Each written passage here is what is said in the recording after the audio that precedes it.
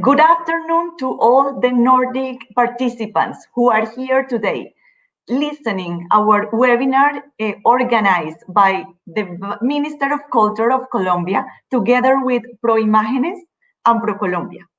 We are very pleased to be here showing the new incentives for the audiovisual industry that our country is ready to show today to you, so you can take advantage of them and make all the audiovisual productions, all the gaming developments in our country. I would like to start giving the word to the Ambassador of Colombia to the Kingdom of Norway, Her Excellency Angela Montoya Holguín. She is going to represent all the 4 ambassadors and embassies of this northern region who are here today making this webinar possible. Ambassador Angela, welcome, and please officially start this webinar. Laura, thank you. We are so excited. For Colombia, it is so important to have all of you connected from the 4 countries that we as ambassadors represent. As the ambassador of Colombia to the Kingdom of Norway, I am very pleased to be here today welcoming the Norwegian, the Swedish, the Finnish, and the Danish companies who participated in the Colombian audiovisual industry tour across the Nordics.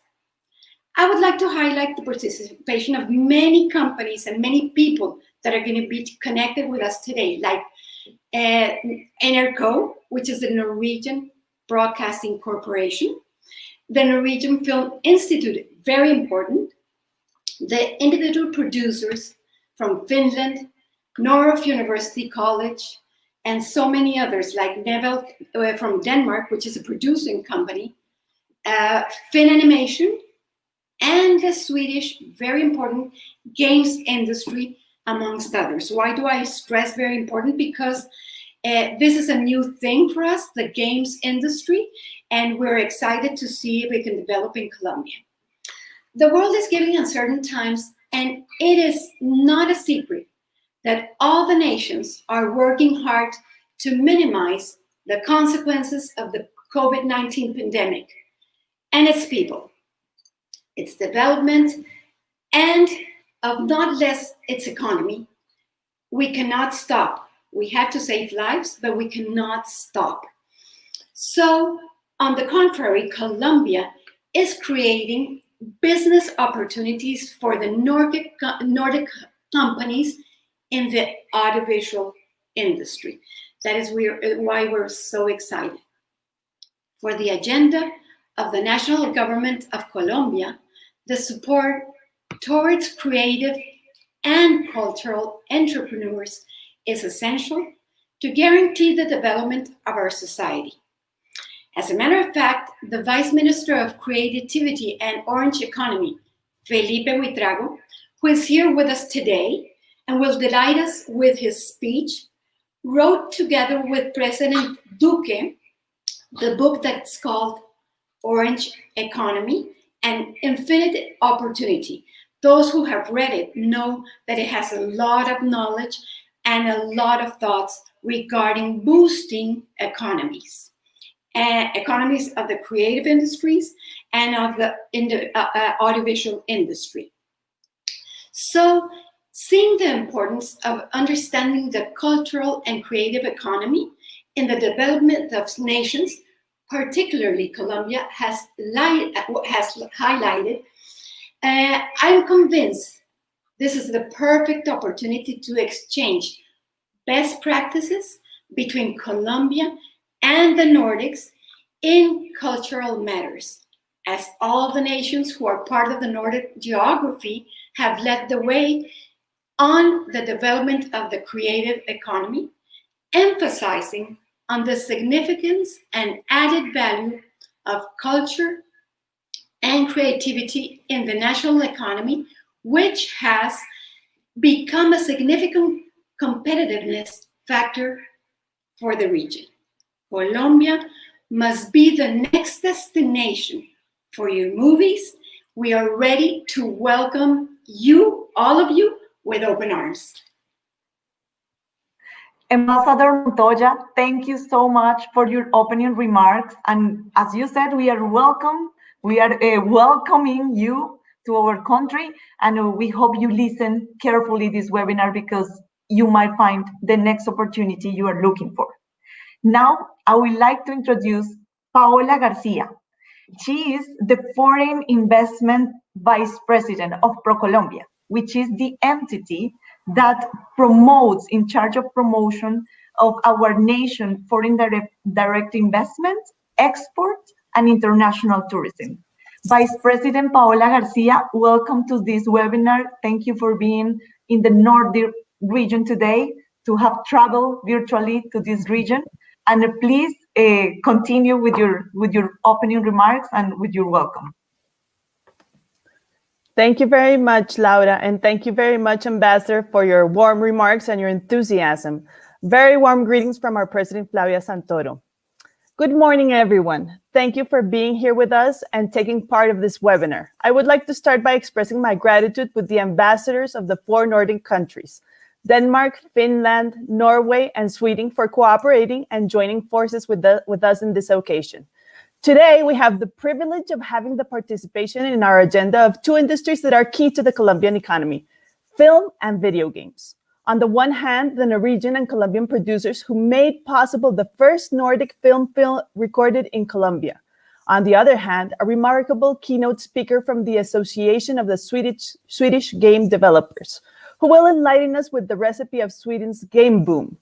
Special thanks to Vice Minister of Creativity and Orange Economy, Felipe Buitrago, and the Director of the Film Commission and Promotion of ProImágenes, Silvia Echeverri, and also Invest in Bogota for making this event possible. To the representatives of the Colombian Regional Investment Promotion Agencies, and to all of the Nordic audience, thank you very much for joining us today. Today, Colombia sees that creative industries, which we call the Orange Economy, have a greater weight on the GDP than mining and coffee, and generate more quality jobs and offer countless untapped export possibilities. Today, we see Colombian films and television series being exported to different markets. Growth prospects are increasing while several featured films documentaries compete annually with various film festivals in America and Europe, earning Oscar and Goya nominations, recognition at the Cannes Festival, and even winning the Palme d'Or and the Silver Bear. We have made important improvements for strengthening the creative industries in Colombia. Today, as part of the National Development Plan, we have a brand new incentive pack for the audiovisual industry, which will be explained in more detail by Vice Minister Buitrago and Ms. Silvia Echeverri. We have the talent to enhance the ecosystem. Colombia has more than 4,000 professionals in the audiovisual sector, including professionals in areas such as film and television production, audiovisual arts, space and stage design, music, fashion design, and communication. Some location examples are Cartagena, Monpós, Santa Fe de Antioquia, Barichara, Villa de Leyva, and many other cities and towns that still preserve the colonial architecture of the 17th, 18th, and 19th centuries, with their squares, churches, mansions, markets, and cobblestone streets typical of those times. And there are also diverse and cosmopolitan cities like our capital city, Bogota, which continues to consolidate as a hub for national and international productions. We are keen to share with you the differential possibilities and varieties that Colombia offers: native culture, national folklore, musical rhythms. Colombia's great diversity of landscapes, buildings, constructions, and climates allow for a unique offer to blossom and has resulted in directors being able to create different, creative, and fresh pieces of work. And for all these reasons, we would like to invite you to take a part of this amazing journey in our country. In addition to the growing international confidence in the Colombia video game industry, we place the country as an attractive supplier for foreign companies in this sector, with participation in games of great popularity in Steam, awards in the Indie Prize Awards, and recognitions by industry giants such as Epic Games. It is more common to find new and applauded stories about video games made in Colombia. The growth is reflected in the number of video game studios and professionals who bet on this industry, with organizations of different sizes offering services such as advert games, applications, animation, creating virtual reality experience, augmented reality, and much more. For the large entertainment companies, there is nothing more valuable than intellectual property. In the eyes of the public, the characters can be protagonists of great adventures, but for the organizations that own them, they are an asset that represents investments, products, etc. Therefore, putting intellectual property in the hands of another company is not an easy decision. Colombian video game development talent is at such a level that this elusive trust has found its home in several companies in this country. Cartoon Network, Televisa, Nickelodeon, and Disney are sure to put their most popular characters in titles developed in our territory. This is just a sample of a wide range of Colombia in the video game market. Big brands, ambitious titles, risky proposals, and the capacity to reach the demanding gamer world. Now, with further ado, I would like to invite the Ambassador of Colombia in Norway, Angela Montoya, and Silvia Echeverri, the Film Commission and Promotion Director, who are going to talk about the making of Irterstarter, the experience of a Norwegian producer filming in Colombia. Thank you very much.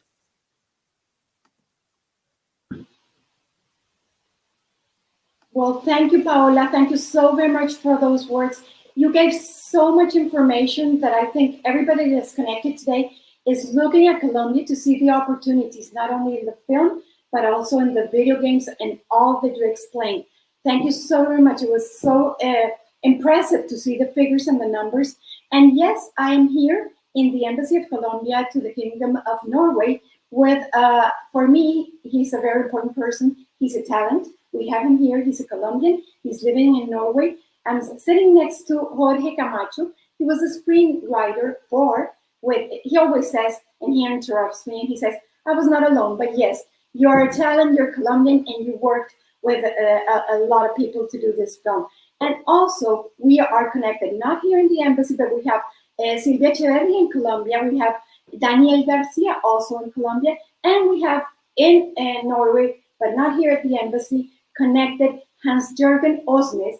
He was a producer to this film that Paola mentioned, and we're so proud to talk about that film because it was the first time that Norway did a film, produced it and filmed it in Colombia and in Norway. So we have a lot of things in common and a lot to discuss in these 25 minutes.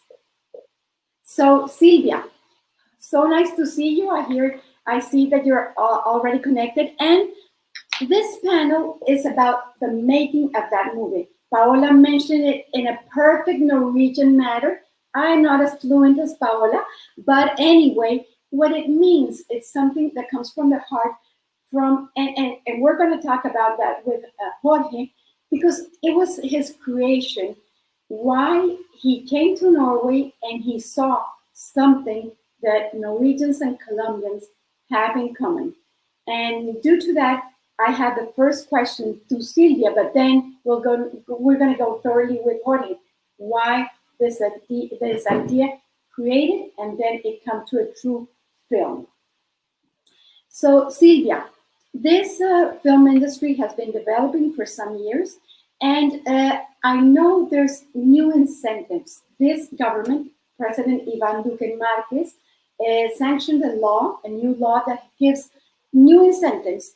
This film was done before that. And I really want to know, because the people that are connected in the 4 countries, the Nordic countries, I think are eager to know, what are these new incentives? Tell us a little bit about it. Yeah, well, I would like to talk of that time when this film was made, which was prior to this very important initiative that has been approved in this government of Iván Duque. But before that, we had in place Law 1556. That law was approved in 2012, and it was, and it still exists, is a cash rebate for films that are produced in Colombia, and it's a cash rebate of around 35% of the expenditure in Colombia. This law has been very successful. It's noteworthy to mention that since year 1965 till 2012, so the years before this law, in almost 50 years, only 14 foreign films were shot in Colombia. Since 2013 till date, we have already achieved that 39 foreign film productions use the incentive provided by this law. Colombia, the Colombian production hub is for production of film. It's its capital, Colombia, but films have been made around the country in several of its cities and towns because we find diversity, a great diversity of locations. Film shot in Colombia has spent in our country more than $47 million and have received, because of that expenditure from the Colombian government, more than $13 million on cash rebate. As I mentioned before, 39 projects have been part of this incentive system since 2003. We are going to talk thoroughly of Handle with Care with the very famous actor from Norway, Christopher Jonner. But we have also had other films. We started well, for example, with the film Los 33, which was starred by Antonio Banderas and talked about this story about the Chilean miners who were trapped in a mine on the Atacama Desert. But we also had films such as American Made, starred by Tom Cruise, Jungle with Daniel Radcliffe, in which were a jungle in Bolivia. We also have Mile 22 with Waber, where Bogota was shown as an Asian city. And for example, Gemini Man with Will Smith and directed by Ann Lee, where you can appreciate our beautiful Cartagena. But not only films have been made in Colombia. Although we did not offer incentives for television series, thanks to our high production value, many international series have been made in Colombia. For example, we had seasons 1, 2, or 3 of Narcos, produced by Gaumont International Channels for Netflix, and the last season of Jack Ryan, produced by Paramount Pictures for Amazon. There are also a lot of local content series, but financed by international platforms. Examples of these are Mil Colmillos for HBO and Distrito Salvaje, Frontera Verde, El Caso Colmenares, El Rodo del Siglo, among others for Netflix. So this is all that was happening before this law, new law was approved, supporting what we have in Colombia to offer. Silvia, that was fantastic. Thank you. But I'm going to tell all the audience something that probably they don't know. The first film, the international film that was filmed in Colombia was La Quemada. La Quemada was filmed in Cartagena in 1969. And we had the privilege of having Marlon Brando in Colombia. As a matter of fact, because of that film, there's a coffee, like a restaurant that still works in Cartagena. That's called La Quemada, and it honors that starting point of the film industry. Salvo Basile arrived to do that film. He's Italian, and he fell in love with Colombia. He fell in love with a Colombian, Jacqueline Lemaitre. They married, and they lived in Cartagena many years ago. Why am I telling you this? Because the film industry is not a new industry in Colombia. It has been going on and improving.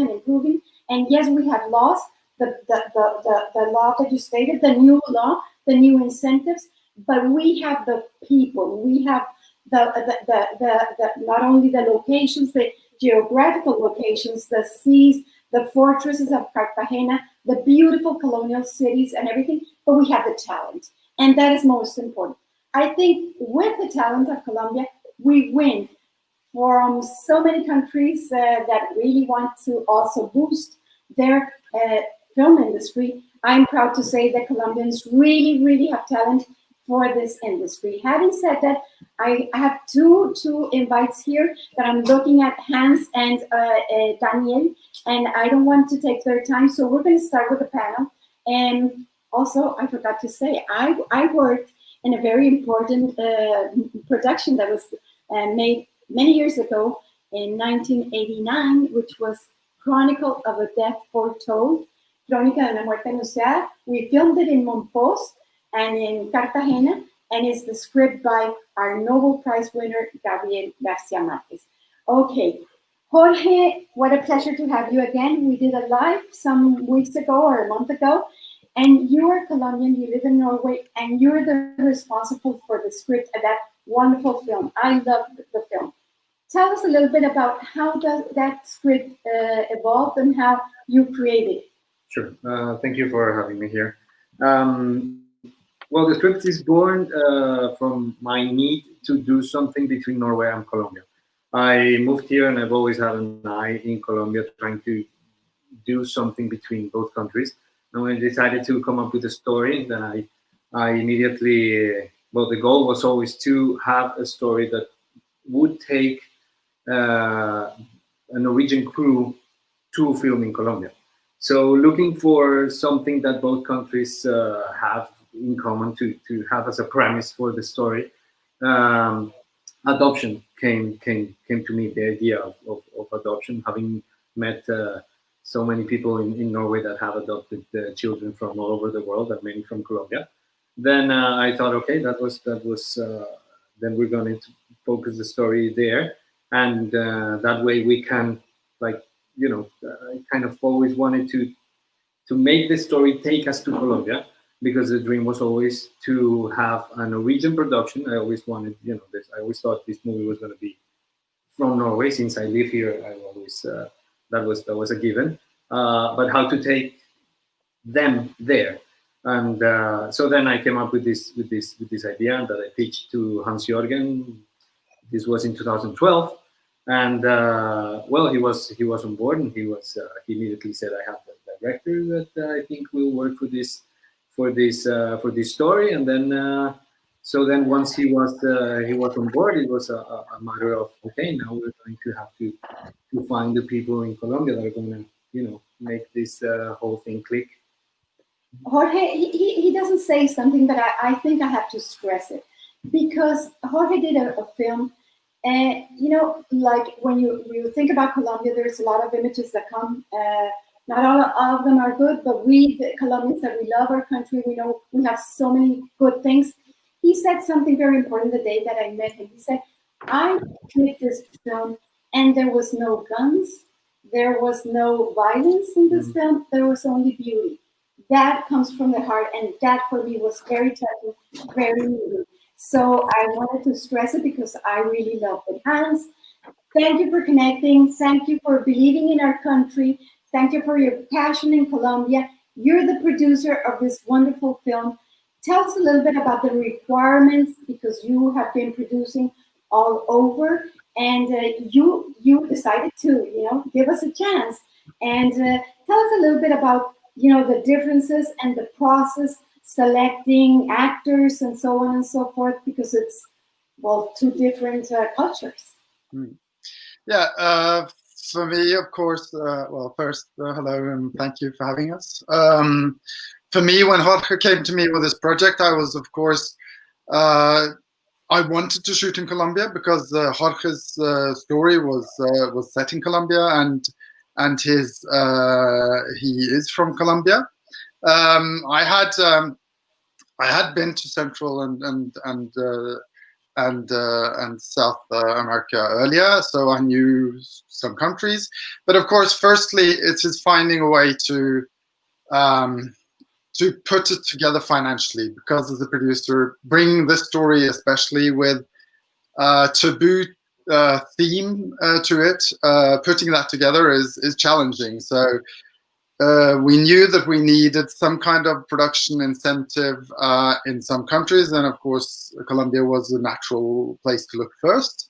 But I also needed to do a co-production with other European countries to get the financing in place to make this happen. So it is a three-country co-production with a service country in Colombia. So in reality, it's a four-country co-production with Norway, Denmark, Holland, and Colombia. So that was a bit of a juggle and a jigsaw to make that all fit. But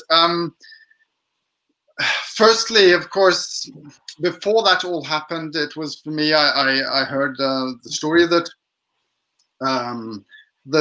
Jorge was telling us that he wanted to make, and for me it was much a story about having children. I'm a parent myself, and of course the adoption part of this story is a vehicle to talk about what it is to be a parent, and to make us think about what we as parents, how we treat our children, how we talk to them, and how important it is that we really think through what we how we are, because that is how they become whole human beings. So that was, of course, the reason why I wanted to go into the story, firstly, and then secondly, the other part which I started with is how to put the financing together.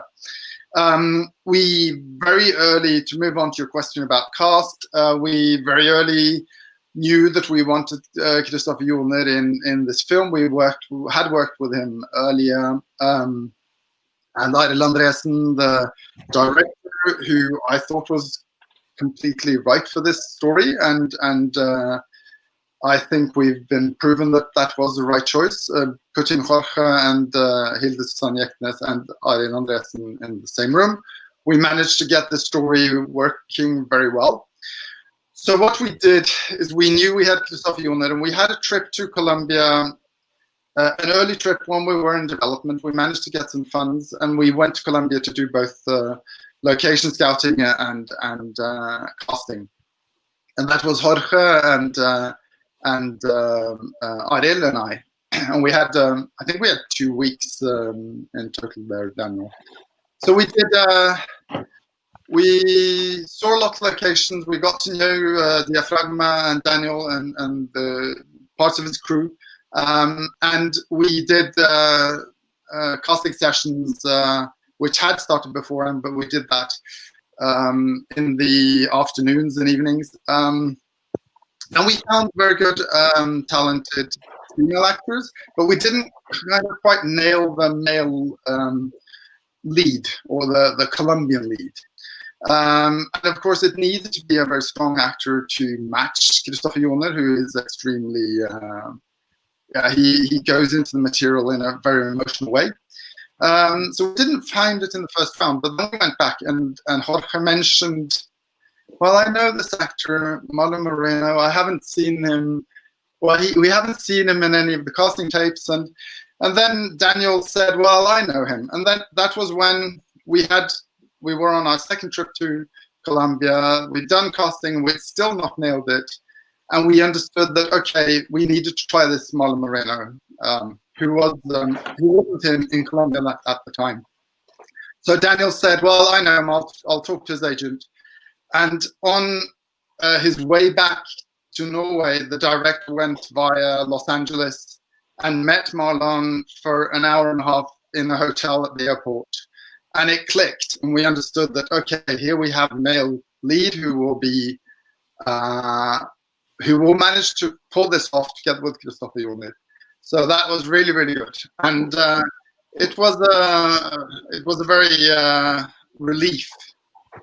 So I went straight on to the airplane, and I know he was writing all night to adjust the scripts. And then we weren't fully financed, but we knew that we were going to manage to pull it off. Hans, thank you so much. It's inspiring because you gave a lot of possibilities to Colombia. You could have said, no, let's do this whole film here in Norway, locally here. But no, you gave us a possibility, and you were right. I think you would repeat it as an experience. Daniel, last but not least, there's so many things that you have to talk to us about regarding language, regarding the money situation that you were receiving to do this production and so on. How was the experience with these two cultures? And when we were talking, Jorge was saying, we went through a long list of producers in Colombia, and finally they got to you and to your company, which is top. And so tell us a little bit about this. First of all, thank you, Ambassador, and thank you for being here. Basically, the work we did, for me, it was amazing. It was my first film with the Nordic countries. And as Hans-Jørgen and Jorge approached me, I knew it was going to be something special, because I usually don't do production services. But this film was very special. It clicked, and I loved the story, and I think those are the things you have to tell. And to work with a foreign team, it was just very exciting. To work with these different cultures and everything was just like you have to do it.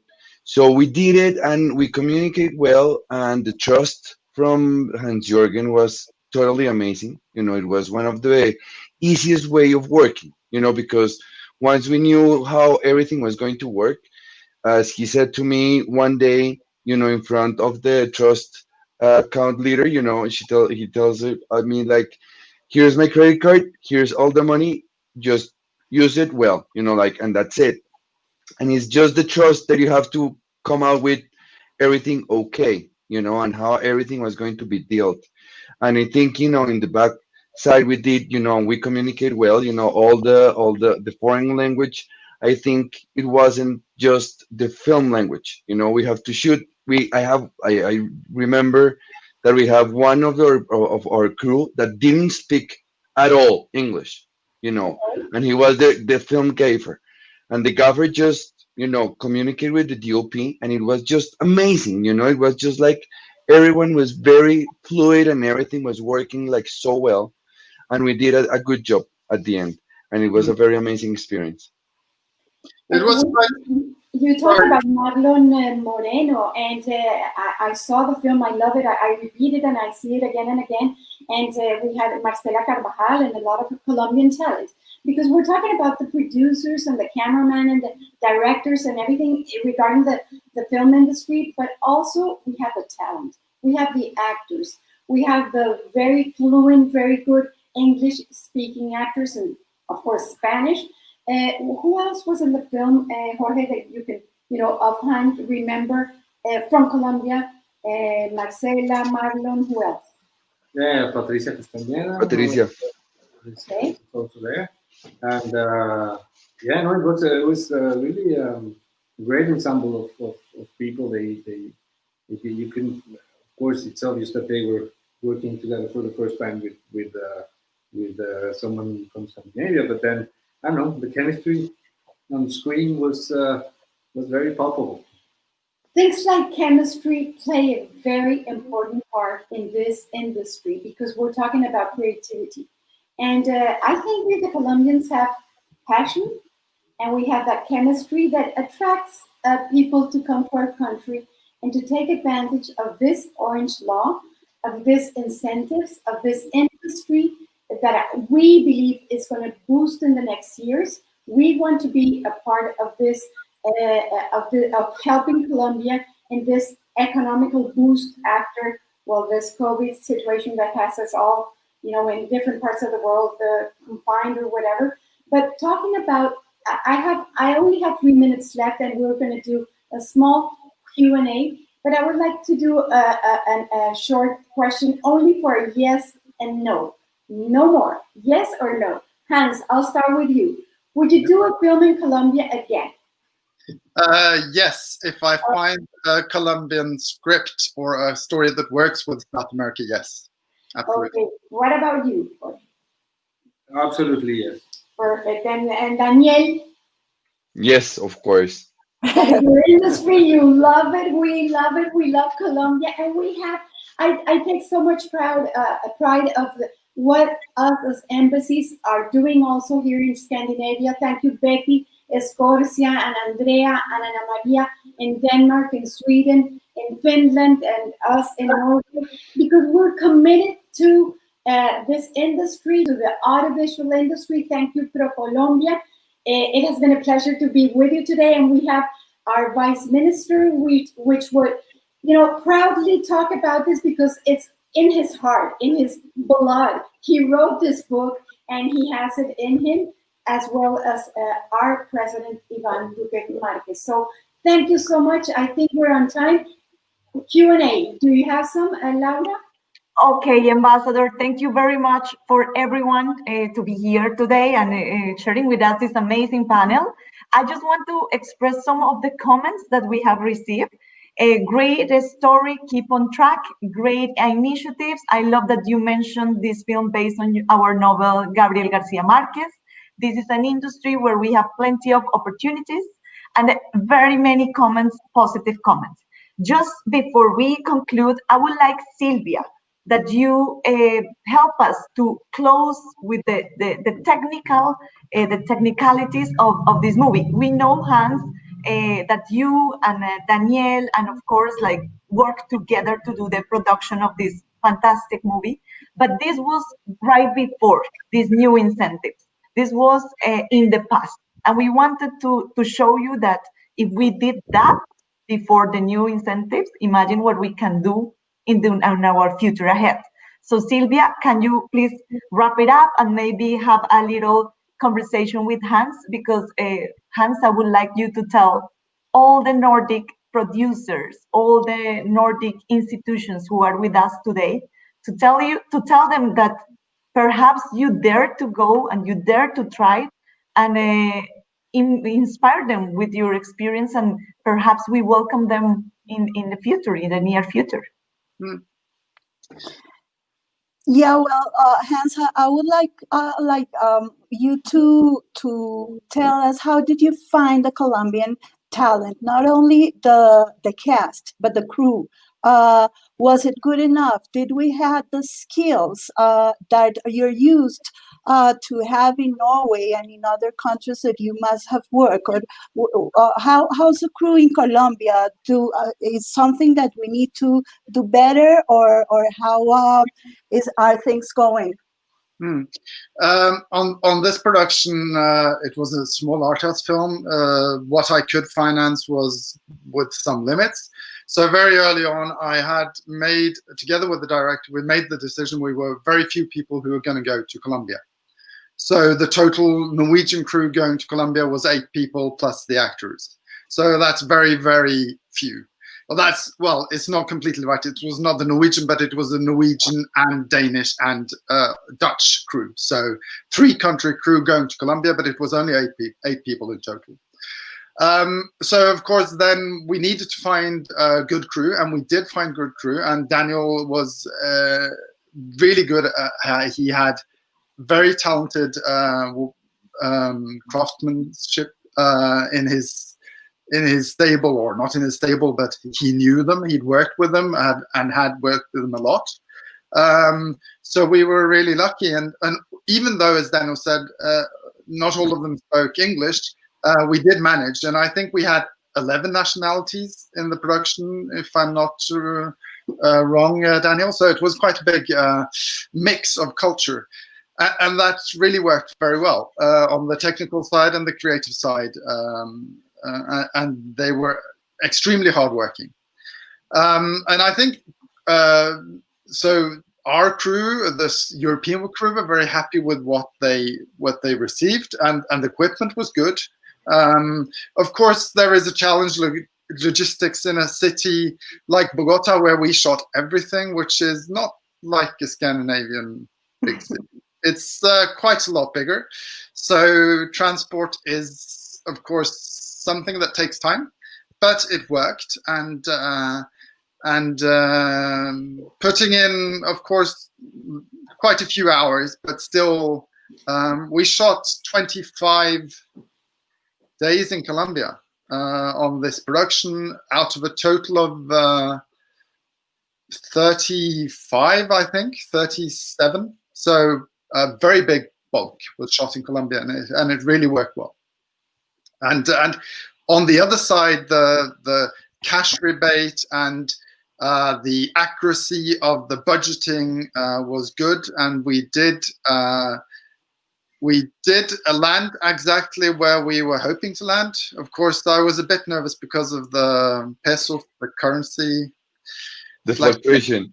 But still, it worked, and it was not too much in my disfavor. So, all in all, I was really, really happy, and it was a great experience. Since we have people connected in Denmark, also in Finland and Sweden, I don't know, Laura, if we have any questions, because in minutes we're going to have our Vice Minister connected.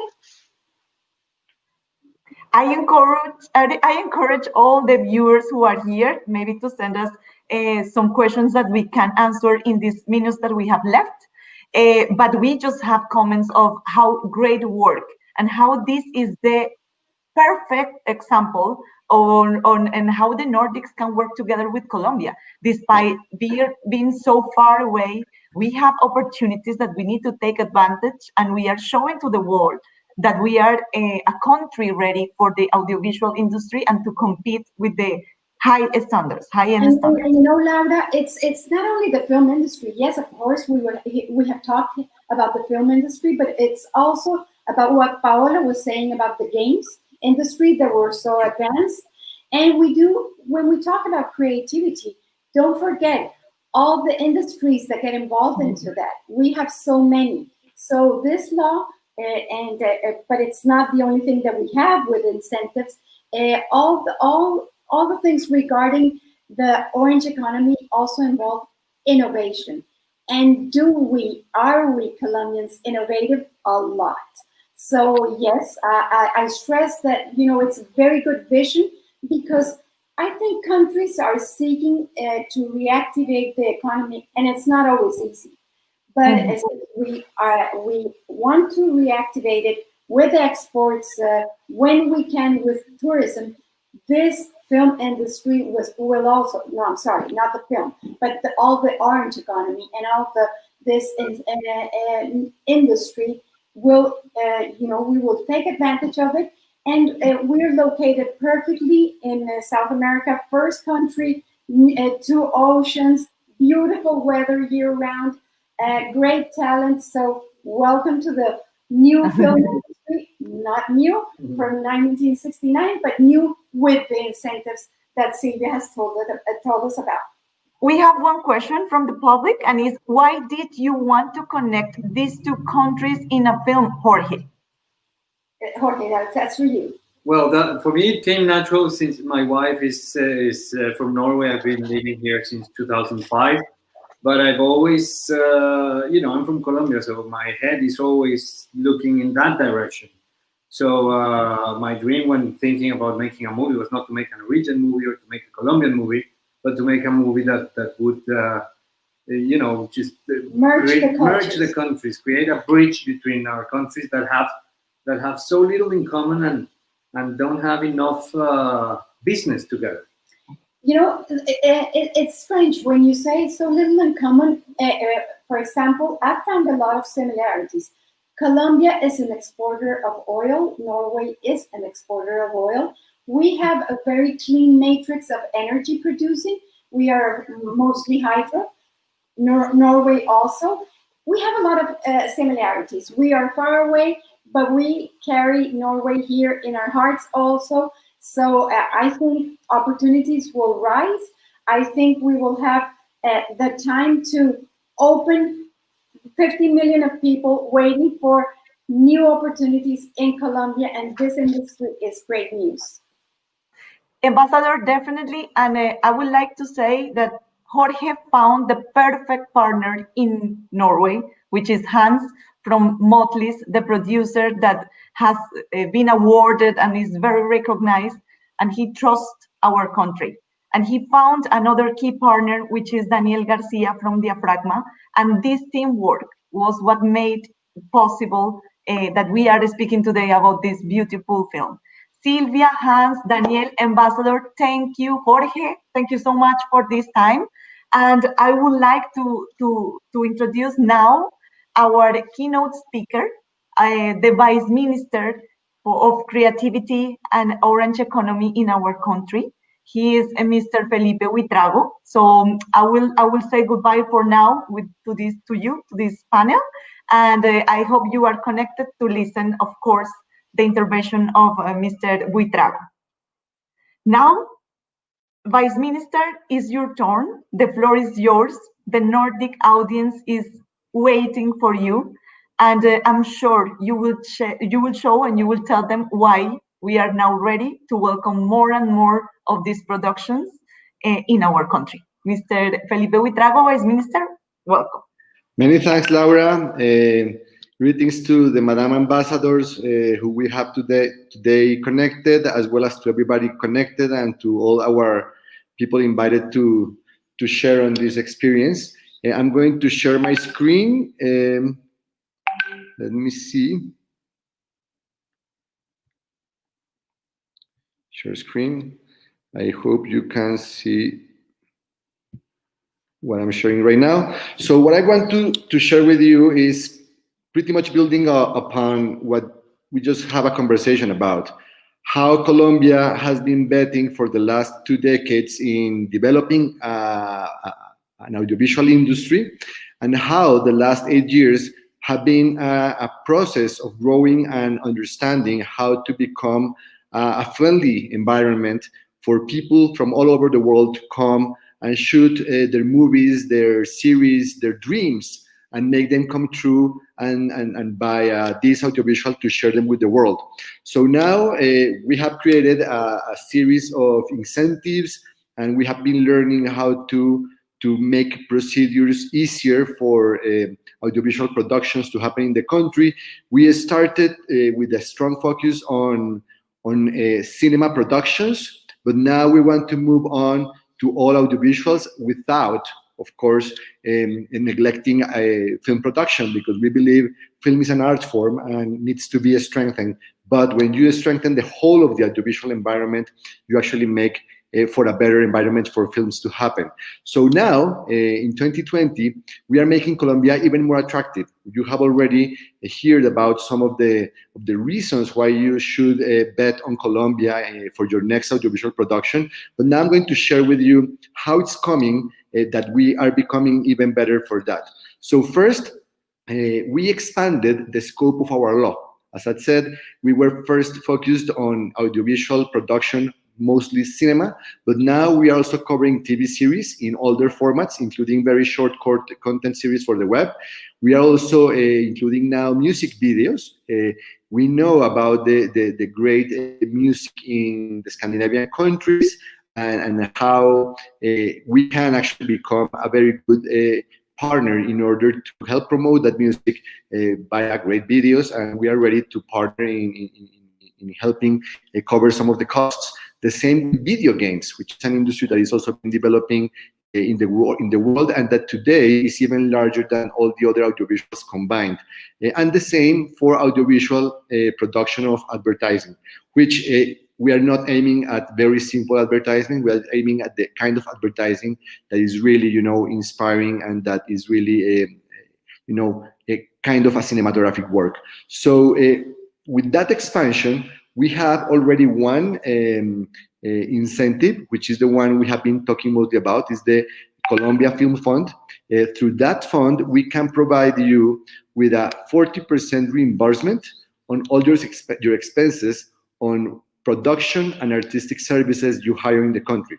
And we cover also up to 20% of your expenses in logistics, mostly traveling, catering, and hotels. But we have created a new incentive, and we have more resources and more flexibility with this fund. It's called actually the Certificate for Audiovisual Investment, or CINA for its acronym in Spanish. And what we have for this year is the possibility to support projects for up to $65 or to $70 million, depending on the exchange rate. And what we do here is we reimburse 35% of the combined expenses on production, artistic services, but as well as logistics. So we can be more ambitious here, and we can be more flexible. And the idea here is that you can negotiate these certificates in the secondary market. So this 35%, you will have to assume some extra cost, but let's say it's going to be an effective 30 to 31% reimbursement of all your expenses in the country. This is not considered an income in the country, so it's not going to be taxed here.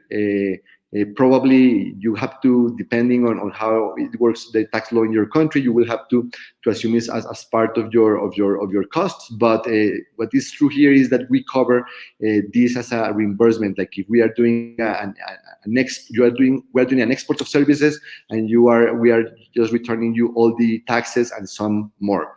The same happens because you will have to hire some service provider here. You can actually endorse this certificate to that service provider, so you can make it part of the deal you work with your partners here in the country, because for them it's going to be very convenient to have this certificate to cover for their taxes in the country. And we will ask to cover the costs of administration. That's why I say that effectively it's going to be maybe 30, 31%. 5% of that 35% is going to be considered part of the expenses, but is not. I mean, I will explain how it works in a bit.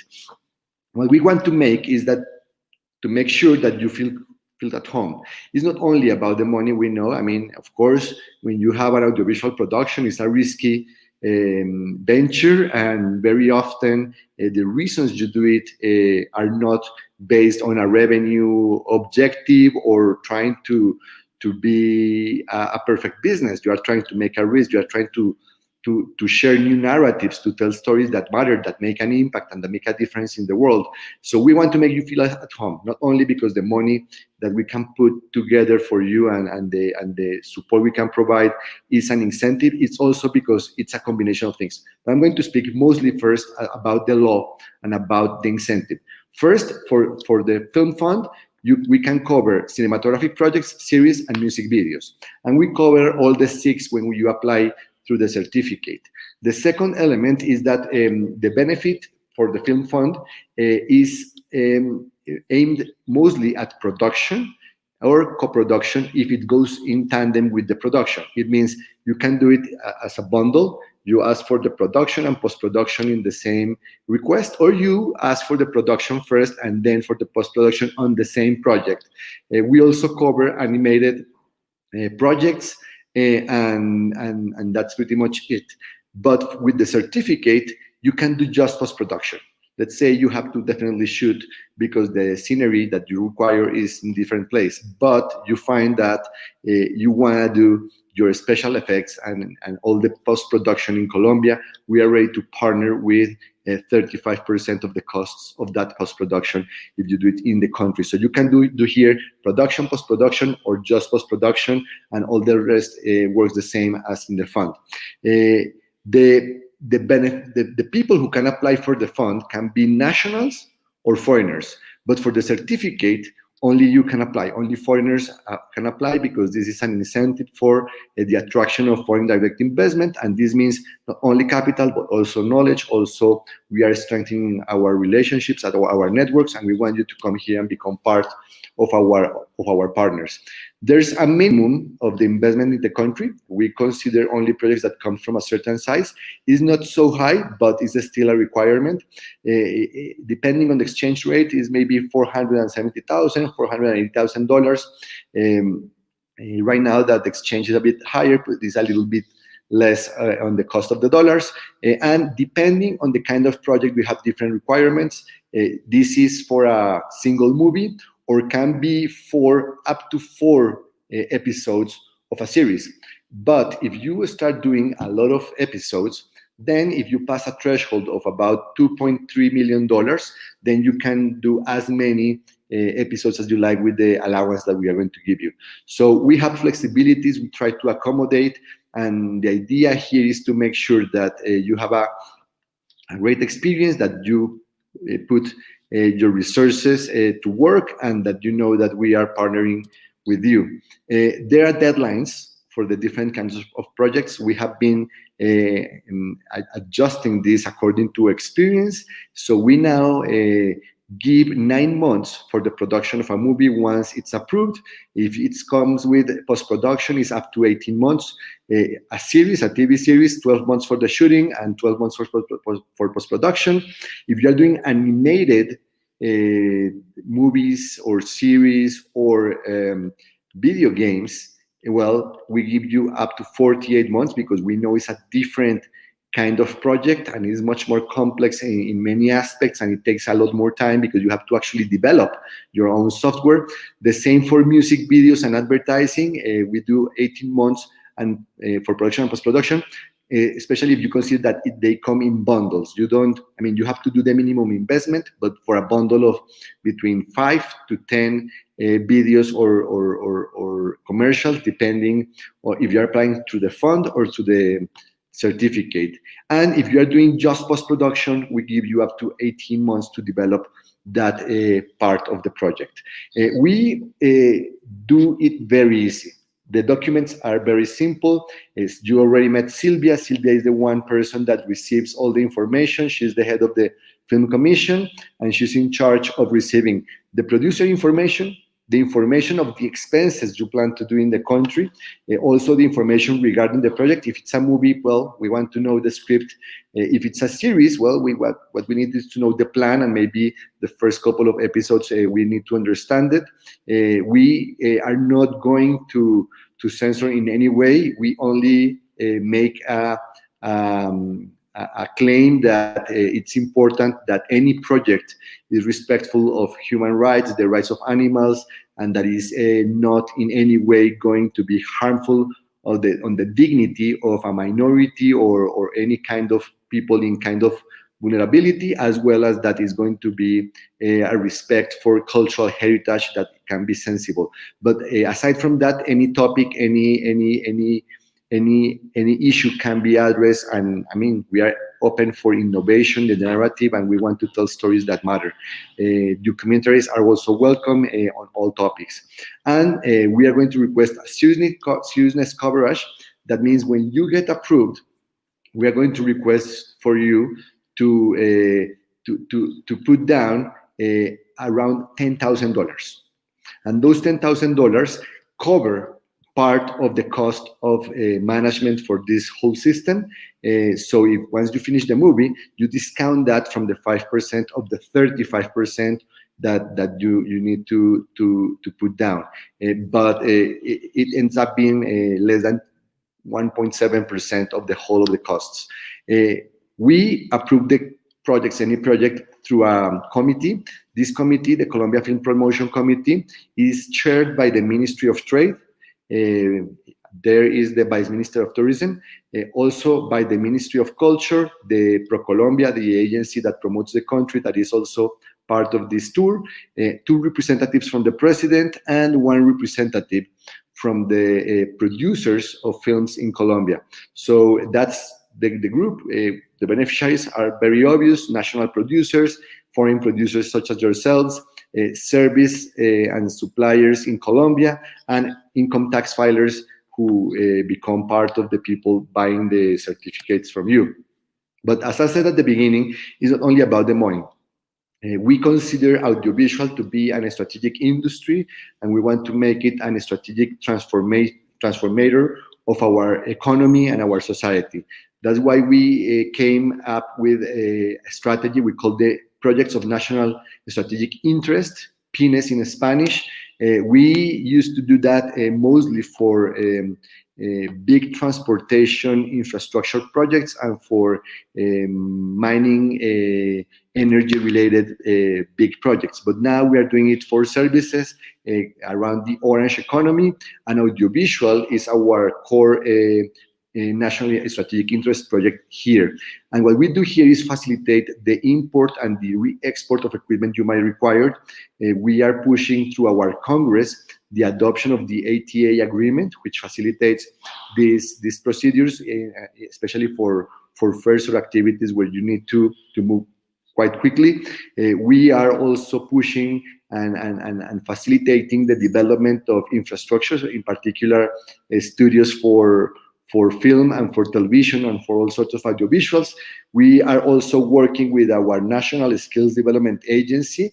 So if you require any specific skill set for your project, you let us know in advance, and we will assume the costs of training the people, as long as you make the commitment of hiring them once they are trained to your standards, and that's part of it. We are also working constantly with the sector, with the building up of capabilities, particularly in technical bilingualism, so you can actually have a better connection with the crews and with the people you are going to work here.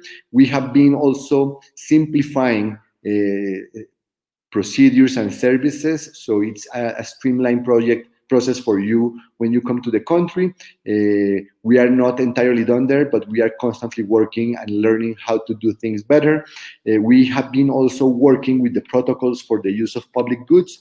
Think about big infrastructures that are under construction and you might need to use them temporarily for special shootings, or you need to access a military base because of the capabilities that are installed there in order to make a very sophisticated kind of production. Well, we have been working with the United States Marine Corps in order to adopt their best practices for those kinds of processes. We have been also making it more clear and more simple the tax treatment for foreign personnel. So if you are actually a tax filer in your country, you won't be taxed here for your income in the country. It will be considered actually, like an export. We have also been defining and expanding our list of services that when you consume in the country are considered VAT exempt. So you will be able to acquire more services for your money. So that's actually like a double saving for you. And we have been also regulating things that were not entirely clear, like the work of minors in productions and in sports. This is important because we were applying the law too harshly, and this was actually preventing some kids from being able to develop their talents around productions, precisely because by being too extreme in terms of the protection, well, we were not allowing them to do shootings after certain hours, regardless of the other measures that you can take in order to ensure their rights. So we have been working in a very integral way around how to make the country better for you, and we keep learning. This, the denomination of Project of National Strategic Interest also means that if at any point you need a permission, let's say, to use the city walls of Cartagena or to access a natural park, and there are other permits before you, because you are a national strategic interest project, you jump the line and you go first, and you have a priority because precisely you are a national strategic priority for the country. So now let's talk about the elephant in the room. Well, there is COVID, right? And we are all now trying to adapt to the new reality imposed by the pandemic. We already have protocols for the shooting of audiovisuals in the country. They have been adopted by the main cities already and by many municipalities. We have been also working already with some local producers in order to learn to use them properly. We did them based on the best practices we could observe from other countries, mostly in Europe and in North America. But the idea you get is we are open for business. We are in the process of also opening our airports with protocols and restoring economic activity slowly but surely, and making sure that as we gain new economic activity as part of the recovery, we are not exposing ourselves to unnecessary health risks. So this is pretty much the whole of the thing, and that is, I mean, a combination of the measures and the incentives that we are trying to put together in order to attract your interest in the country. And well, we want to have big projects, middle projects, and small projects, but because at the end what we want is to have a diversity of production that ensures that our engagement with audiovisual producers worldwide is very meaningful and strengthens and enriches the cultural life of Colombia and of course of the rest of the world. Thank you very much. Vice Minister Buitrago, thank you very much for your participation. And we have a question from our audience. Yeah. And it's, what do you mean when you say orange economy? Okay. So, well, I mean, there's the last almost 40 years have been a very interesting debate around public policy for culture and development. It all started in 1982 with the Declaration of Mexico Mundiacult, and that declaration came with a very novel concept for that time, and that was that culture was a key element for integral, sustainable economic and social development. Fast forward 30 years, and we have all around the world a full debate on the creative industries, the cultural industries, and the creative economy. And about 8 years ago, I met with the current president back in Washington, and we started talking about how important was this concept for the future of the country and Latin American region. And as part of our conversation, it came to us something very weird, and is that a lot of people were writing about it, and they were very right on spot. I mean, it's how you can think on the 21st century without culture being a main character of the economic and social development. But most people were like unaware of it.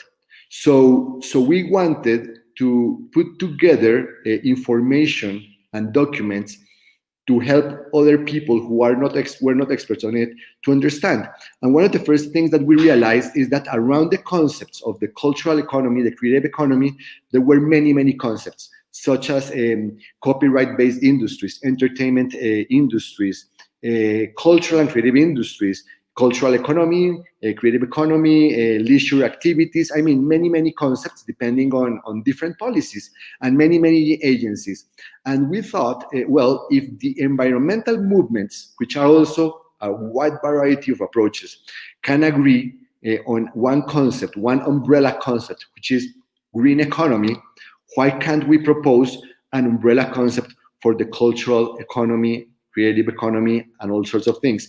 And by researching which color made sense for it, we found out that culturally, in many, many cultures around the world, the orange is a color for creativity, for transformation, for leadership, for culture and arts. So we adopted it. We took the risk of making a very innovative format for this book.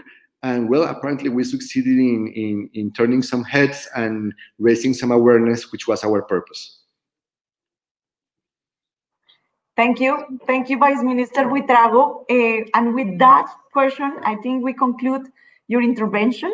Thank you for inspiring the Nordic region, for traveling with us, as I have been mentioning, virtually, because this pandemic has never stopped us, right? So we made it. Yeah. We will not let the pandemic to decide we cannot have cultural engagement. We need to adapt. That's for sure, and that's what we are doing. Actually, allow me to extend a little bit here, but just this weekend I had to answer an interview, and one of the questions was, what was our position regarding, suspending activities such as the Carnival of Barranquilla? And our position is, you don't suspend culture, you just adapt. You keep going, because you need culture to remain alive, keeping people inspired and bringing hope to the people. Otherwise, what's the purpose of it? I mean, we need to make sure that culture is available for everybody, and we cannot let the pandemic to stop us from dreaming and dreaming big. Definitely, Vice Minister Buitrago, thank you so much. We will keep dreaming big. And for all the people who are asking about your presentation, and if we can have some of the slides that you presented, can we say that we can share with them? Yeah, definitely. Thank you, Vice Minister. And also this webinar is being recorded, so it will be available in YouTube. And now, Vice Minister, I would like to welcome our spokesman from Sweden. He is Per Strömbäck. He is from the Swedish game industry. He's a very inspiring person, also from the game industry. And Per, you are here to tell us about what? Tell us the name of your presentation. So maybe this can be one flavor of the orange economy. My presentation is Sweden's game boom, the secret sauce. And this is normally a much longer presentation, but I will give you the super speed version of it, and hope this can work as maybe one illustration to some of the points that Vice Minister Buitrago just made in his intervention. So thank you so much for this opportunity. Thanks for your interest in the Nordics and the chance to brag about Sweden's success. And I will convince you that Sweden is successful in the games sector and hint at why. In my own background, I have been a game developer. The beautiful or not so beautiful artwork on this slide is my main contribution to the art and craft of games. It was published in 2001, and I like to hope that I have been forgiven for this crime since I work today as the spokesperson for the industry-wide Dataspelsbranschen, Swedish Games Industry Trade Association, which organizes the companies that are active in the industry in Sweden. And I'm almost 25 years now in this industry. So this slide is really to give you some flavor of what games are being made in Sweden, and obviously there are hundreds of games being made, but these are just a few examples. But I would like for you to take away from this slide the variety, the pluralism, the multitude of different games that come from our Swedish game developers. We have big blockbuster type games like Battlefield and the big movie franchises like Mad Max and Star Wars, and also soon coming up Avatar. But we also have very successful mobile games like Candy Crush. We have children's games, Toca Boca, second only to Disney in the children's games space. We have successful indie hits. We have Minecraft, which is a spectacular phenomenon unto itself. We have very nerdy, historically accurate strategy games like Europa Universalis, etc.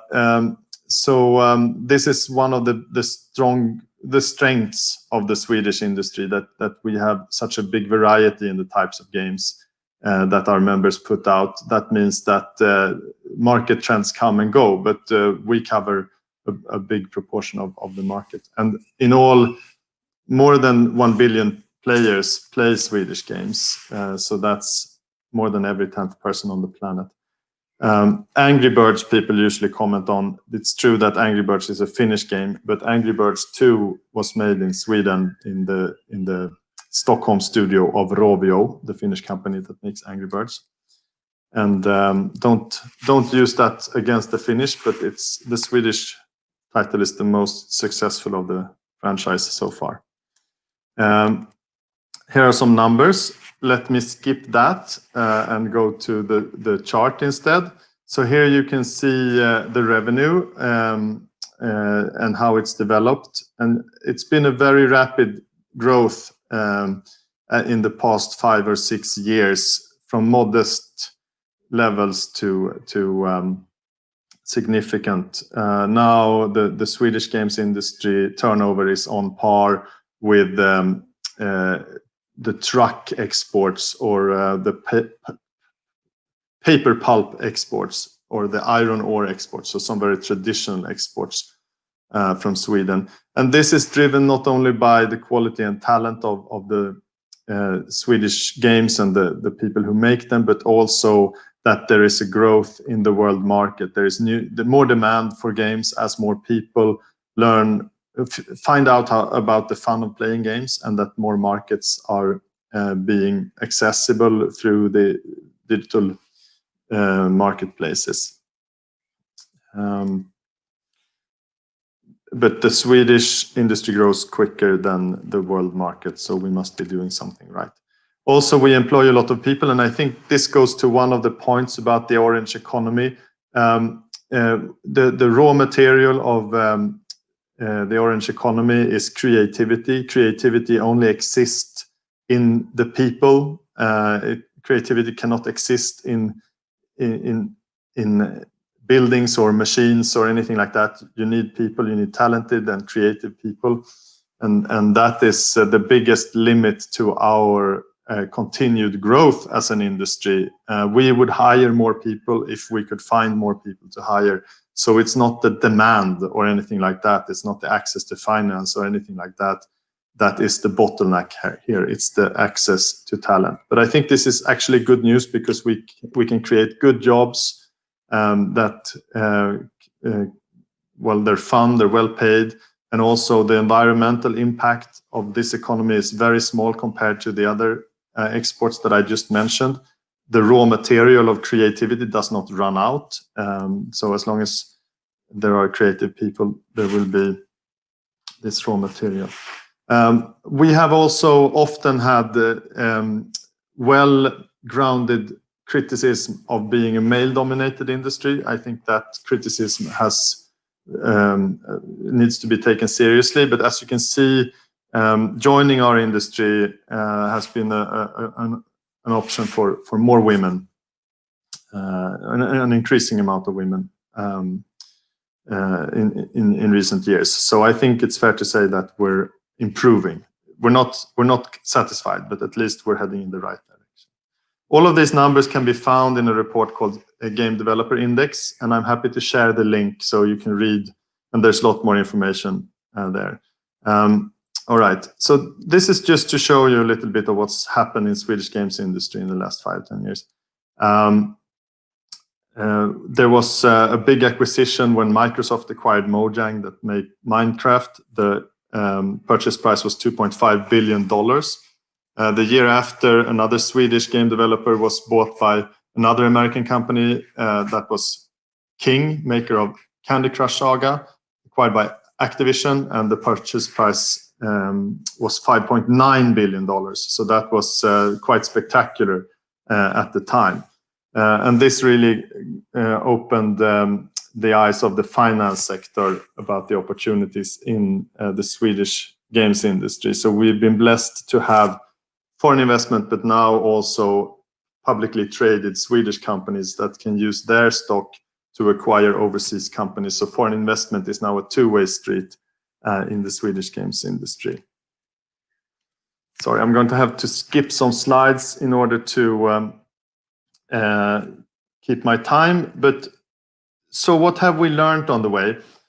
One big learning, I think, is to have, it's very important to have an active player community. This is DreamHack. It's the world's largest digital festival. It's not, a starry sky in the night. These are the computer screens of all the people that came to DreamHack, bringing their own computer and their own screen to join together and play together and do esports together. And that's a great manifestation of the player community, and that is very much a fertile ground for creativity and for our industry to thrive. So an active user community.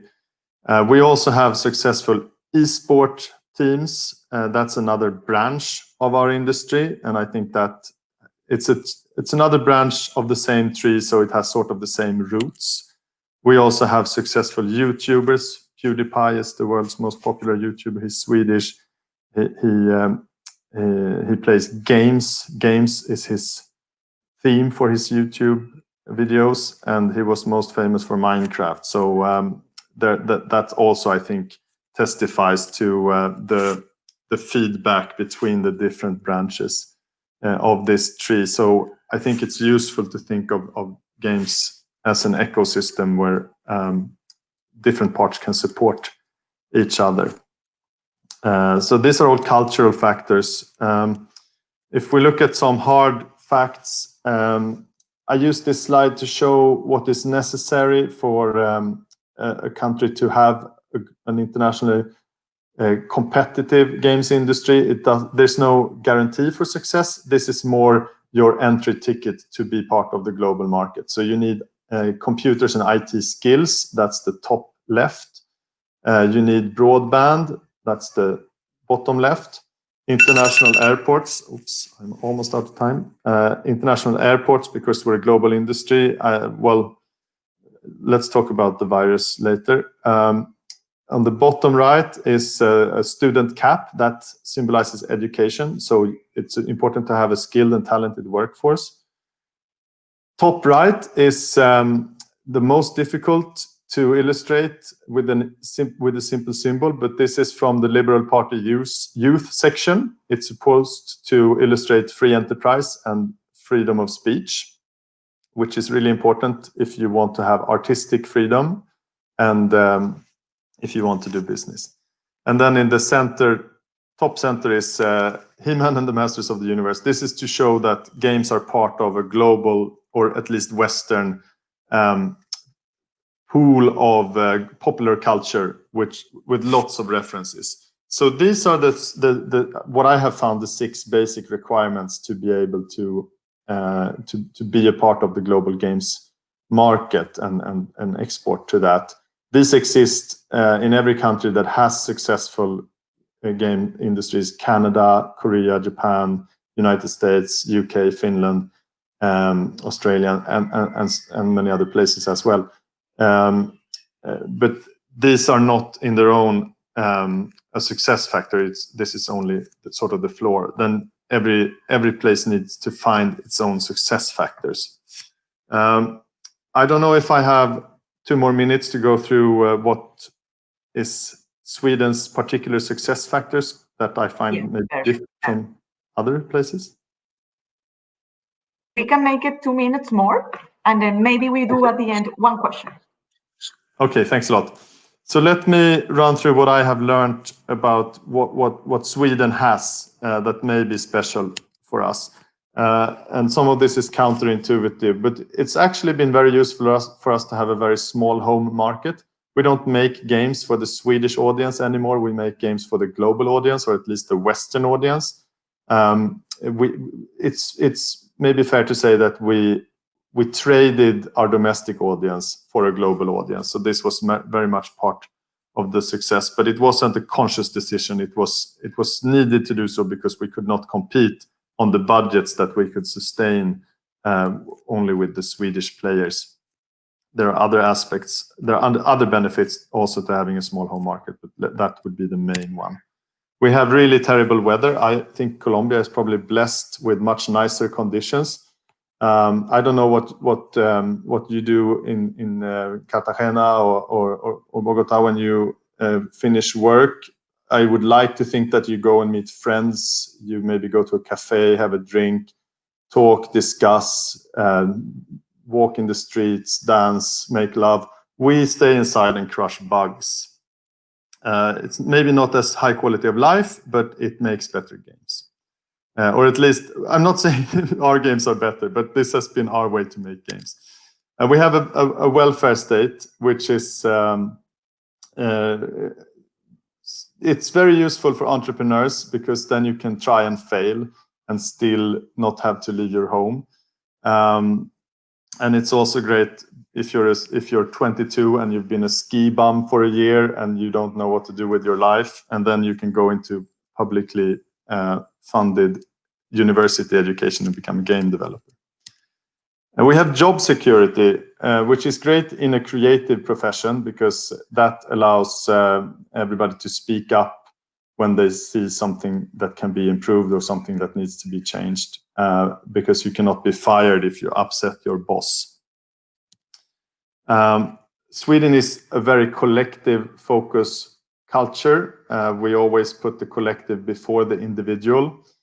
This football team is the Swedish ladies football team, which won the silver medal at the 2016 Olympics in Brazil. And the men's team played another competition, the European Championships, that summer, and they failed completely, scoring 1 goal, losing 2 games, tying 1. That 1 goal was an own goal by the other team, Northern Ireland. But they played as Zlatan Ibrahimovic and his 10 helpers, not as a team. So the collective is a very powerful thing in the Swedish culture and in the Swedish work life. And this is perfect for making games because it's not an individual effort, it's a collective effort. There's never one person making a game, always a team. We have almost 500 years of Martin Luther telling us that whatever we do, it's not good enough. That's perfect because that's just like making games. You can always make it a little bit better. And then we have something very, very particular to Scandinavia, which is the Jante law, which makes it gives us really poor self-esteem. We think that whatever we do, it's not good enough, and we always have to try a little bit harder. So I like to think that that helped us focus more and make better games. And sometimes I'm told that Swedish games have high quality, and perhaps the Jante law had something to do with it. So again, these were the particular Swedish success factors. I don't know that they can be replicated someplace else. I think the point I want to make is that each country, each place needs to find its own success factors, and that they will come from the culture more than anything. They will not come from technology. They will not come from business. They have to be true and grounded in the local culture. And let me just close by saying all the successful Swedish games companies have been founded by people like myself, born in the 1970s, who grew up playing role-playing games and learning to code on the Commodore 64 in the 1980s. So here you have the game design and the computer skills. And this is what we did when our parents told us we should be doing something more useful with our time, like mowing the lawn or doing homework. Little did they know that this would be a multi-billion euro industry one day. So yes, that's it for me. I hope you take away some inspiration from this in how an orange economy industry can work. Per, thank you so much for this inspiring intervention. You have opened the eyes for the Swedish game industry and to Colombian, of course, to Colombians. And I want to share some of the comments from our audience. Is positive initiatives and good work, investing in human capital, and empowering the creative economy. So this is one of the highlights from the audience. And I want to close your presentation with a short question.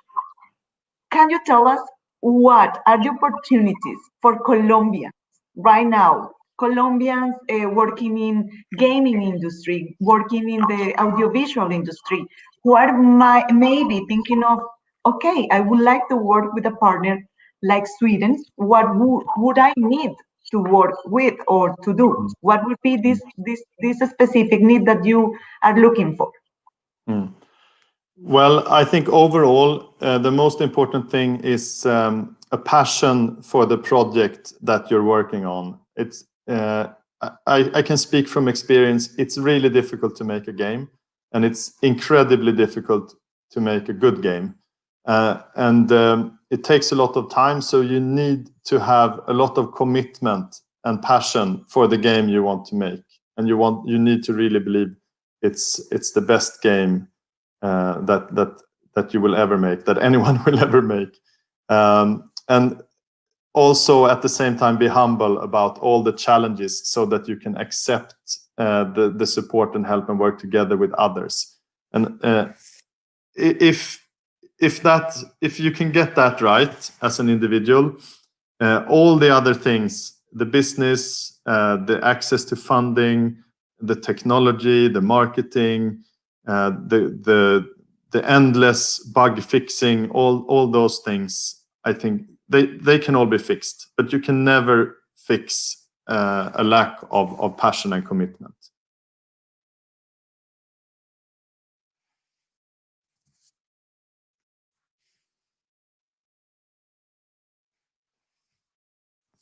You're on mute, Laura. Per, technical issues happen to everyone. So I was so excited telling you that our country is full of people full of creativity, patience, and you can find many talents in our country, in Colombia. So thank you for being here today, sharing the floor with our Vice Minister Felipe Huitrago, with our panelists from Norway, with the ambassadors and diplomatic representatives from our country, to the 4 Nordic countries. Thank you so much for being here and giving the chance to show you what Colombia is now offering in terms of audiovisual industry. I'm sure you will be back to Colombia, you will visit Colombia, not virtually, but you will be back. It's an honor. Thank you so much. I'm looking forward to the future. Thank you, Per. And now I would love you to keep connected, because we have a very special and different intervention, because we have Bogota, Medellin, Barranquilla, and Cali speaking very quickly and wrapping up all these incentives they have, because our country is diverse, our country is full of regions, and we are offering different incentives regarding the place or the location you look for. So let me introduce first Simon Ramon. He's from Investing Bogota. Simon, thank you so much, because you are also the host of this webinar. You have the fantastic technological platform, and I would like to tell you why Bogota, or what is Bogota doing in terms of the audiovisual industry, what are the incentives, and which movies, this is important, which movies have been filmed and recorded in Bogota. Thank you, Simon. Thank you very much, Laura. Yeah, I'll take you through this in a moment. You can see my screen now, right?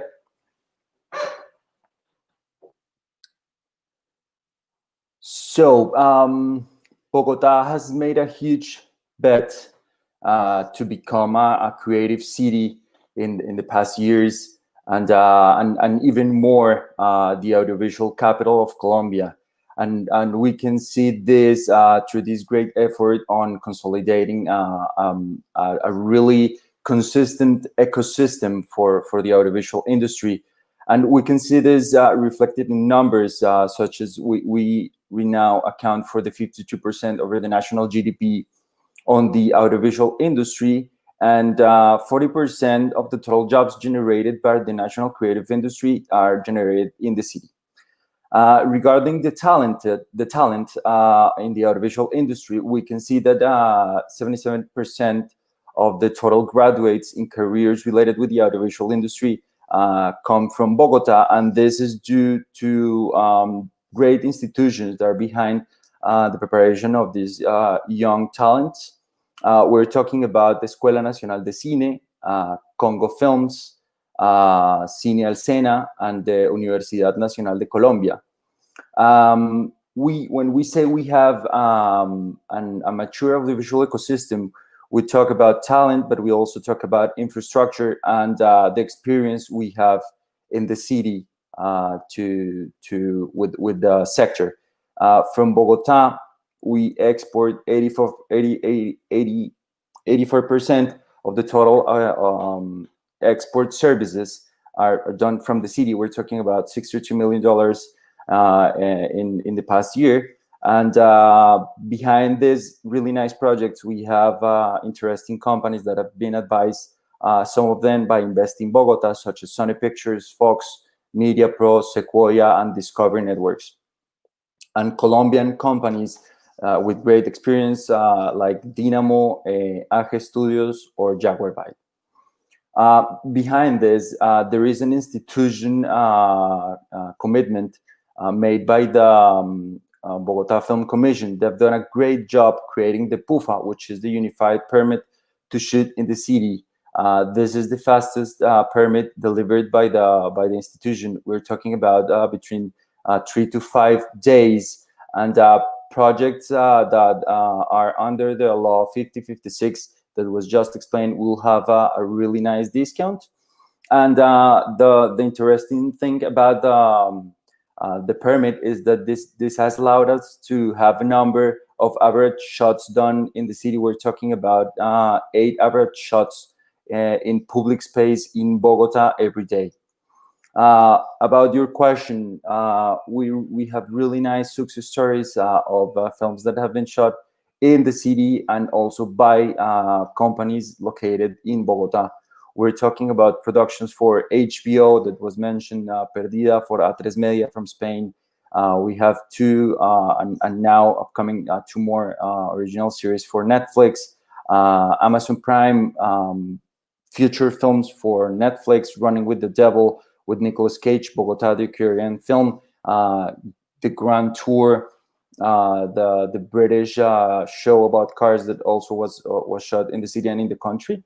And this is due to the great locations that we have in the city, really nice landscapes that are perfect for shooting in the city. These are some of the modern architecture places that we do have here, some of the colonial and antique architecture that we have in the city, nature locations that are perfect for to show these beautiful landscapes. And the best of all is that this is everything within 2 hours by car.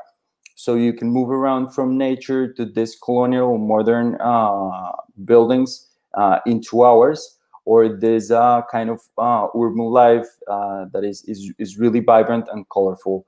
And some of these locations that have become really special for the city and that have appeared in films already. These are two facts that we're really proud of. The first one is connectivity. We have in Bogota the third airport in passengers traffic. We're 5 hours away from New York, Mexico City, and Sao Paulo. We have an average of 46 international direct flights and 800 weekly frequencies international. And regarding the trust that the investment has had in the city on the past 10 years, this is a really interesting fact. Bogota has received more FDI investment, greenfield kind of, in the past 10 years in the creative industries, more than Miami, Sao Paulo, or Ciudad de Mexico. Just to close, we have regarding video games, the 50% of the total video games industry is concentrated in Bogota. We have really nice example of local companies that have done great video games already. And one of the success stories is Jam City. The original company was Brains and was bought by Jam City, and they just launched their game World War II that has been it done a great job on the app stores. So yeah, basically that's it, and that's some of what we have to offer in the city, and you're always more than welcome to land in Bogota and to work with us and to count in Invest in Bogota for any of your further projects. Yeah, Simon, thank you so much for your presentation, because we are here to show Colombia, but of course within Colombia we have different regions and we have different advantages that you can find. And thank you for illustrating and telling us what a great and advanced audiovisual industry we have in our capital. But I will invite you to go to Barranquilla, because Barranquilla is, as the Vice Minister Buitrago said, is maybe the capital of the culture of Colombia. In Barranquilla, the colorful people, all the traditions regarding the Carnaval de Barranquilla, and all these united people and lovely, cheerful, colorful people make the perfect scenery also for some locations and film locations. So Diana Cantillo is here from Pro Barranquilla, which is going to tell us what is Barranquilla offering in terms of the audiovisual industry, Diana. Thank you, Laura. Thank you, Laura. I don't know if you are now seeing my screen. If you can see it. Not yet. Okay. Now we are. Okay. Okay, perfect. So good morning to everyone in Colombia, and good evening to all of you in the Scandinavian region. As Laura said, my name is Diana Cantillo. I'm the head of investment in Pro Barranquilla, which is the investment promotion agency of the city of Barranquilla that I would say that represents the happiest territory in Colombia. To give you some context about this region quickly, this is the fourth most populated city in Colombia in terms of population, and I would say it is also the capital city of the Colombian Caribbean region. We are an industrial and a port city that in the earliest starts of Colombia was the port of entrance of immigrants to the country. Most of them came from Italy, Germany, Israel, China, and also Lebanon. This territory is also recognized for having the most beautiful carnival in the world behind Rio de Janeiro. Today, I would like to give you 5 main reasons why you need to move your production series and any plan to Barranquilla and the state of Atlantic. The first one is connectivity. We have an international airport that has been under construction, and because of COVID-19, we haven't been able to reopen. The airport gives the facility to park private jets in hangars that are set up for this. The state of Atlántico is also strategically located in between two beautiful cities, Cartagena and Santa Marta. They are touristic and historical cities with beautiful beaches and locations that are less than 45 minutes by car from Barranquilla.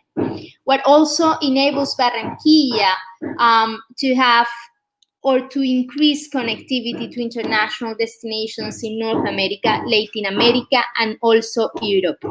The second reason is filming locations. So we have beautiful places that can resemble beaches in Europe and jungle in Amazonas.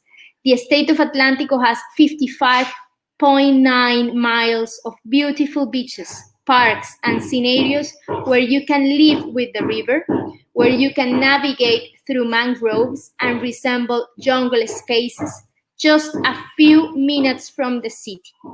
We have colonial and Republican infrastructure where you can find castles and you can even find world-class sporting venues. The third reason why you need to move to Barranquilla and to Atlántico to produce is because of the business infrastructure and the audiovisual beds. In the state of Atlántico, we have an infrastructure that supports the film industry, such as the audiovisual development and software companies. There are almost 629 software companies that are established. The number of museums and spaces for the audiovisual arts. Additionally, the public sector's commitment to the creation of an orange district, which will enhance the development of creative economy, innovation, urban renewal, and a protection of the cultural heritage of Barranquilla.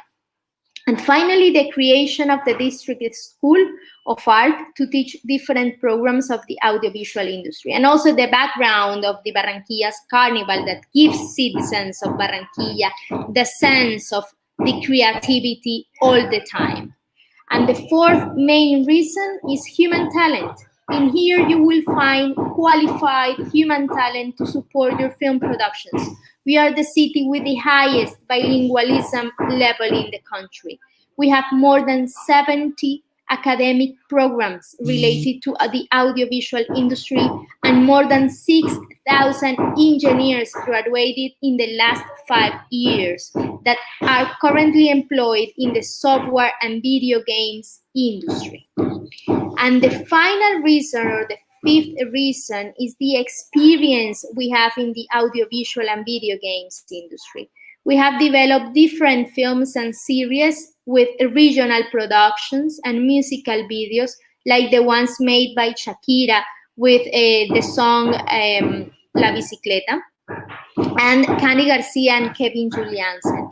We have also companies that are currently developing video games to international companies in different sectors, in adventure, in action, in education, in sports, and also in adult industry.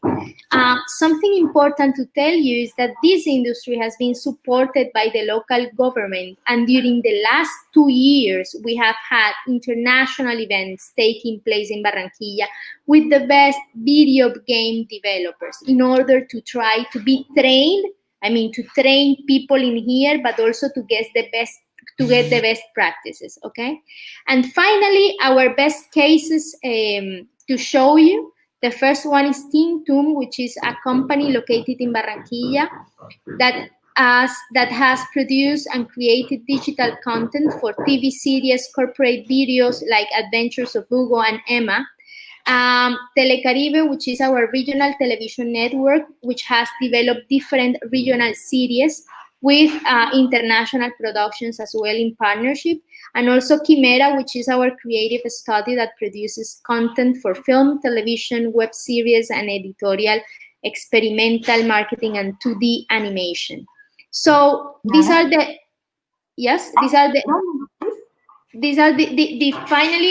reasons why you need to come to Barranquilla and need to produce in Barranquilla. So we are really keen to wait for you in here, and thank you very much for the time. Diana, I just wanted to say that I just feel like going to Barranquilla right now. And I think our audience is feeling the same. And thank you for sharing with us this destination and location. But let's go to Medellin, where we don't go, Diana. And we will speak with Daniela Posada and Maria Mercedes Jaramillo. Daniela and Maria Mercedes, welcome today. Hi, how are you, Laura? We are very happy to have you, but I am very sorry to tell you, but we will need to speed up a bit. But I know you have the key messages for Medellin. So of course. Thank you for being here. Okay, my name is Daniela Posada from the Agency of Cooperation and Investment of Medellin, and it's a pleasure for me to be here with you. In Medellin, we are a creative city, and today we will talk about all the opportunities that our city has to offer. And for this, I also want to introduce to my peer, Maria Jaramillo from Ruta N. Good morning, everyone. This is Maria speaking. I work with the Ruta N's team, and I will talk to you a little bit later about what it is Ruta N. Perfect. It is important to note that our city is growing by districts. This is our innovation district, which seeks to consolidate a knowledge economy through the urban, economic, and social transformation of Medellin. Medellin is also committed to the growth of its creative industry. Therefore, since 2019, we have our own creative district called El Perpetuo Socorro, which is the epicenter of creativity, art, and culture of the city. The creative sector represents 3% of Medellin's GDP, is made up of more than 6,000 companies that generate more than 33,000 formal jobs. Regarding the audiovisual sector, these companies represent 6% of the cultural and the creative activities of the city. And of course, our interactive media sector is also very important for us, and it represents 14% of the industry. We're also working on becoming the Latin American audiovisual hub, of course. In this way, the city is committed to grow the audiovisual sector through the Film Commission. And with the execution of a public policy that was launched last year, we also have public entities such as Ruta N that accelerates and connects startups. And they also have an ambitious strategy for talent training for the technological and the creative sector, of course. We're going to learn more about that later. And last but not least, the region has more than 21,000 professionals related to the creative and audiovisual industry, and we already have all the biosafety protocols ready. If something has characterized Medellin is the articulated work between the private, the public, and the academic sector. This has really made our ecosystem grow. We also have a private entity that brings together companies and entrepreneurs for the audiovisual sector, and of course, we have very strong academic institutions. Likewise, our region has local producers who have achieved international recognition and other companies that support the content generation, animation, and of course, the pre-post services. Our region has beautiful countries close to the sea and beautiful landscapes. Even areas of economic and social transformation have become areas of tourism and attractive for making documentaries and films. And according to the experts in the sector, they find our region very suitable, a very suitable climate and a very good light to make film productions.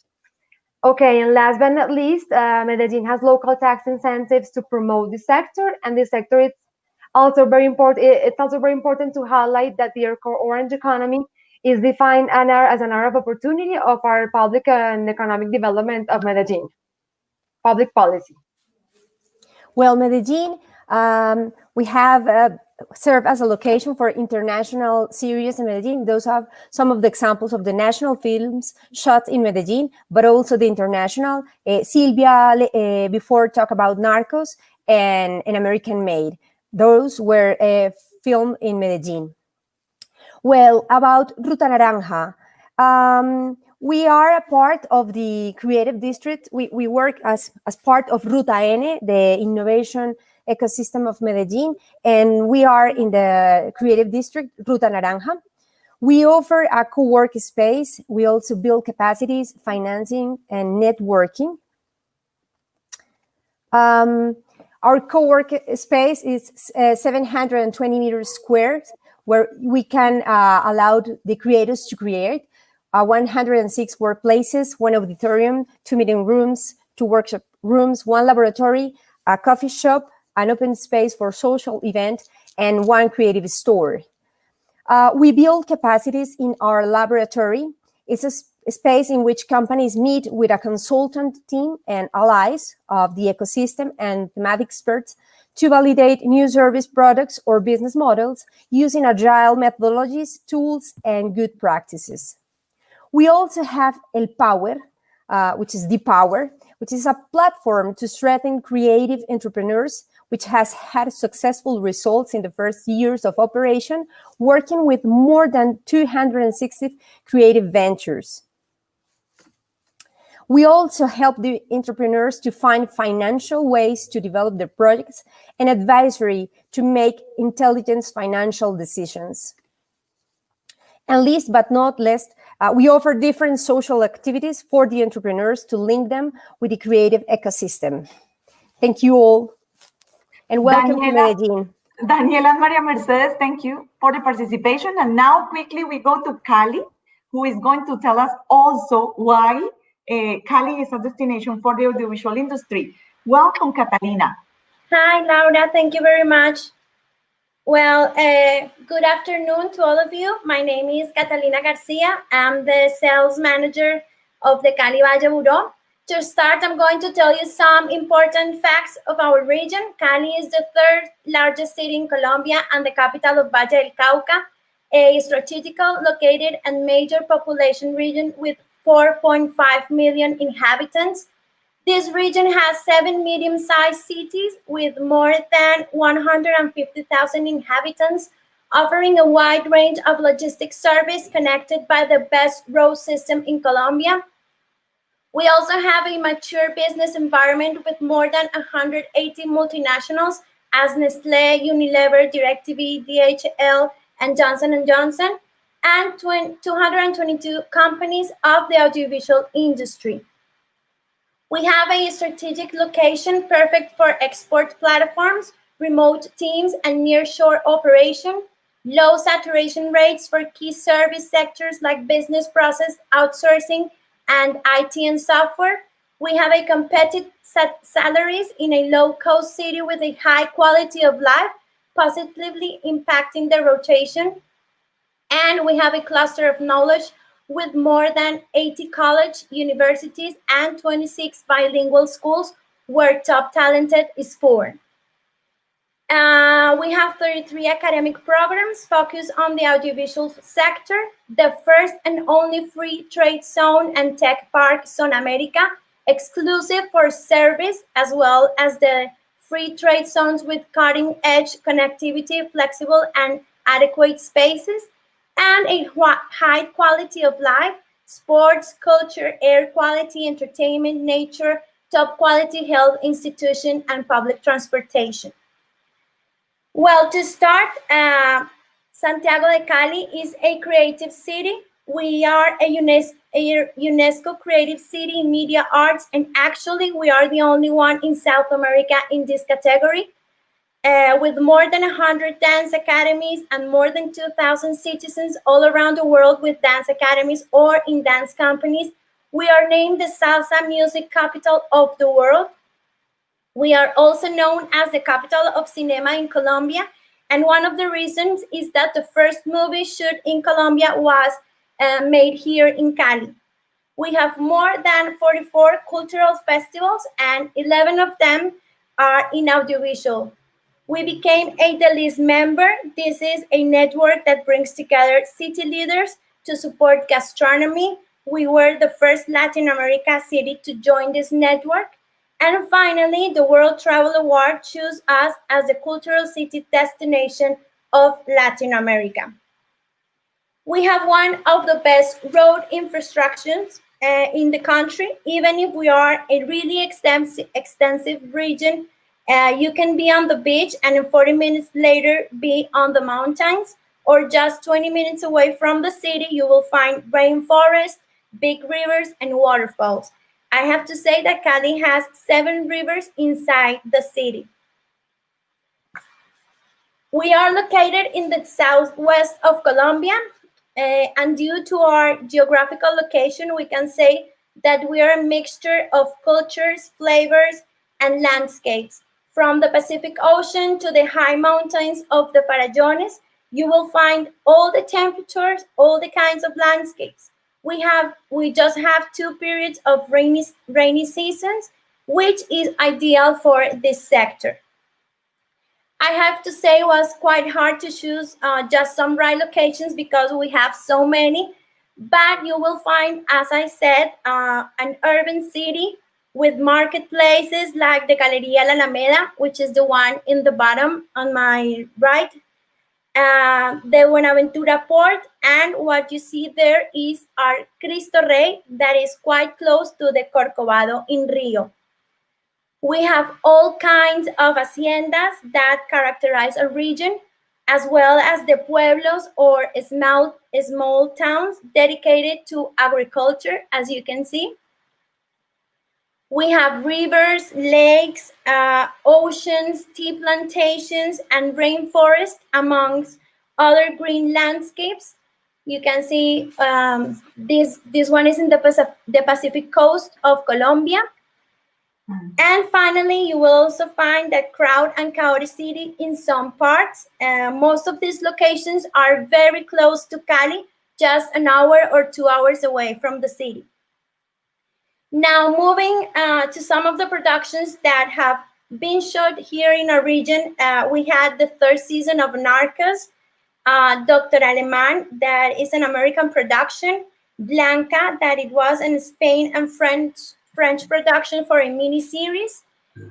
And we have more coming soon, like Casa 1516, that's from Spain, and other that is an American production. We are a destination with no limits. We have great connectivity. Our airport is one of the 5 most important airports in the country. We have 12 non-stop international routes. In Europe, we have with Madrid, and more than 100 one-stop flights that could be stopping in Bogota or Medellin. We have more than 200 flights with Bogota every 30 minutes.